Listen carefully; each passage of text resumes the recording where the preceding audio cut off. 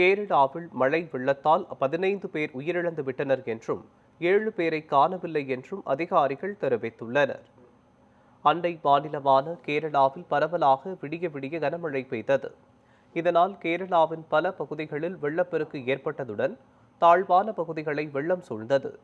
மழை வெள்ளத்தில் சிக்கி 15 பேர் உயிரிழந்து விட்டனர் என்றும் 7 பேரை காணவில்லை என்றும் அதிகாரிகள் கூறினர். வெள்ளம் காரணமாக 11,000 பேர் 316 நிவாரண முகாம்களில் தங்க வைக்கப்பட்டுள்ளனர் என்றும் அதிகாரிகள் தெரிவித்தனர்.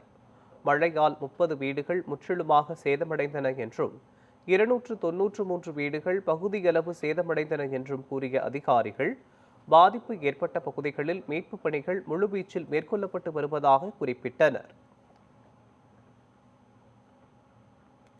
இதனிடையே கேரளாவில் ஏற்பட்டுள்ள நிலச்சரிவு மற்றும் வெள்ளத்தில் சிக்கியவர்களை மீட்க அரக்கோணம் தேசிய பேரிடர் மீட்புப் படை வீரர்கள் மேலும் 60 பேர் விரைந்துள்ளனர். ஏற்கனவே அங்கு 34 வீரர்கள் மீட்புப் பணிகளில் ஈடுபட்டு வருவது குறிப்பிடத்தக்கது.